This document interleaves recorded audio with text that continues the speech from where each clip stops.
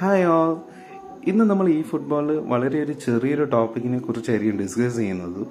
വേറെ ഒന്നുമല്ല, നമ്മുടെ ഇൻ ഗെയിമിൻ്റെ അകത്തുള്ള പ്ലേയേഴ്സിൻ്റെ ലൈവ് റേറ്റിങ്ങും അതുപോലെ തന്നെ പ്ലേയേഴ്സിൻ്റെ കണ്ടീഷനും കുറിച്ചുള്ള ഒരു ഷോർട്ട് വീഡിയോ ആയിരിക്കും.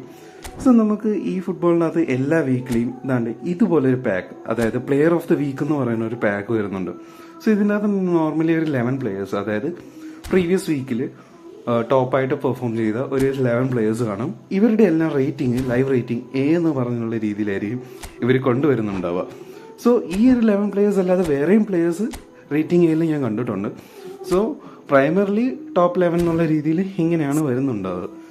സോ ഇതാണ് നമ്മുടെ ലൈവ് റേറ്റിംഗ്, അതായത് റിയൽ ലൈഫിൽ ടോപ്പായിട്ട് പെർഫോം ചെയ്യുന്ന, ലൈക്ക് പ്രീവിയസ് വീക്കിൽ നന്നായിട്ട് പെർഫോം ചെയ്യുന്ന പ്ലേയേഴ്സ് ആയിരിക്കും എ റേറ്റിംഗ് ആയിട്ട് വരുന്നുണ്ടാവുക. പിന്നെ അത് കഴിഞ്ഞിട്ടുള്ളവർക്ക് ബിയും സിയും ഡിയും ഇയും ആയിട്ടൊക്കെ കണ്ടിട്ടുണ്ട്. സോ ഞാൻ എൻ്റെ ഒരു സ്ക്വാഡ് ഒന്ന് അറേഞ്ച് ചെയ്തിട്ടുണ്ട്.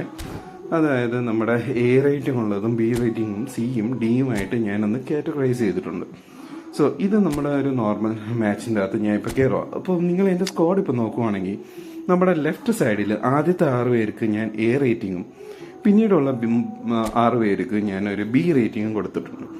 പിന്നെ റൈറ്റ് സൈഡിൽ നോക്കുവാണെങ്കിൽ നമ്മൾ സെൻറ്റർ ഫോർവേഡ് തൊട്ട് നമ്മൾ CMF മാർക്കിനസ് ആണ് ഞാൻ വെച്ചിട്ടുള്ളത്. സോ ഈ 5 പേർക്ക് സി റേറ്റിംഗും പിന്നെ DMF 2 centre backs, left back, right back, ഇവർക്ക് ഡി റേറ്റിംഗ് ആണുള്ളത്. സോ ഇതാണ് ഇവരുടെ ലൈവ് റേറ്റിംഗ് എന്ന് പറയുന്നത്, അല്ലെങ്കിൽ ലൈവ് റേറ്റിംഗ് ലൈക്ക് പ്രീവിയസ് വീക്കിനെ ബേസ് ചെയ്തിട്ട്. സോ ഇവരുടെ ഇൻ ഗെയിം കണ്ടീഷൻ അല്ലെങ്കിൽ ഇൻ ഗെയിം കണ്ടീഷൻ എങ്ങനെയുണ്ടെന്ന് നോക്കാം. സോ ഞാൻ ഇൻ ഗെയിം കണ്ടീഷൻ കയറി കഴിഞ്ഞാൽ ഇവിടെ നമ്മൾ കാണുന്ന ലൈവ് റേറ്റിംഗ് അല്ല, ഇൻ ഗെയിം കണ്ടീഷനാണ്. സോ നമ്മൾ ലെഫ്റ്റ് നോക്കുവാണെങ്കിൽ ആദ്യത്തെ 6 പേർക്ക് എ റേറ്റിംഗ് ആണ് ഇവരുടെ പെർഫോമൻസ്, അല്ലെങ്കിൽ അവരുടെ ഇൻ ഗെയിം പെർഫോമൻസ് എങ്ങനെയുണ്ടെന്ന് കാണാം. അതുപോലെ തന്നെ ബി റേറ്റിംഗ് ഉള്ളവരുടെ എങ്ങനെയുണ്ടെന്ന് താഴോട്ട് കാണാം. ഇനി അതുപോലെ തന്നെ സി റേറ്റിംഗ് കാണിച്ചുകൊണ്ടിരുന്ന ക്രിസ്ത്യാനോ തൊട്ട് മാർക്കിനിയസ് വരെ ഉള്ളവരുടെ ലൈക്ക് കണ്ടീഷൻ നിങ്ങൾക്ക് കാണാൻ വേണ്ടി പറ്റും. പിന്നെ DMF നോക്കൂ, DMF, പിന്നെ അതുപോലെ centre back, left back, right back. ഇനി നമ്മൾ ഇവിടെ നോക്കുവാണെങ്കിൽ ഇത് ഞാൻ സെക്കൻഡ് ഗെയിമാണ്, സെയിം സ്ക്വാഡ് വെച്ച് സെക്കൻഡ് ഗെയിം പോയതാണ്. ഈ ഒരു സെക്കൻഡ് ഗെയിം നോക്കിക്കഴിഞ്ഞാൽ നിങ്ങൾക്ക് കാണാൻ വേണ്ടി പറ്റും. അതായത് ലെഫ്റ്റിലുള്ള ആദ്യത്തെ 6 പേര് എ റേറ്റിംഗ് ഉള്ളവർ അവർ അത്യാവശ്യം ഡീസൻ്റ് ആയിട്ടുള്ള ഈ ഒരു ഗെയിമിൽ പെർഫോം ചെയ്യുന്നുണ്ട്. പിന്നീടുള്ള ബി റേറ്റിംഗ് ഉള്ള ഒറിജിനൽ വാൻഡാക്ക് തൊട്ട് കഫ് വരെയുള്ള ബി റേറ്റിംഗ് ഉള്ളവരും കുഴപ്പമില്ലാതെ, പിന്നെ അതുപോലെ ക്രിസ്ത്യാനോ തൊട്ട് മാർക്കിനിയസ് വരെ ഉള്ളവർക്ക് നിങ്ങൾക്ക് കണ്ടീഷൻ കാണാൻ വേണ്ടി പറ്റും. പിന്നെ നമ്മുടെ DMF, പിന്നെ അടിയിലുള്ള centre backs, left back, right back, ഇവരുടെ ഒരു കണ്ടീഷനും ഈ ഒരു പെർട്ടിക്കുലർ മാച്ചിന് കാണാൻ വേണ്ടി പറ്റും.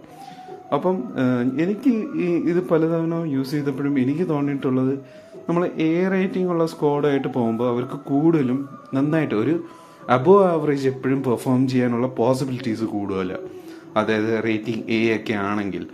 അതുപോലെ തന്നെ നമ്മൾ ഡിയും സിയും ഒക്കെ വരുവാണെങ്കിൽ ഒത്തിരി വൾണറബിൾ, അതായത് നമുക്ക് ഒരു കണ്ടീഷനിൽ നമ്മുടെ ഒരു ആരോ അപ്പായിട്ട് ഇരിക്കാനുള്ള കണ്ടീഷൻസ് വളരെ, അല്ലെങ്കിൽ പ്രോബബിലിറ്റി വളരെ തീരെ കുറവാണ്.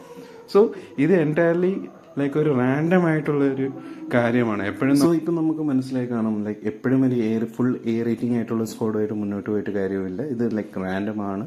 So let me know your thoughts in the comments. Thank you. Have a nice day.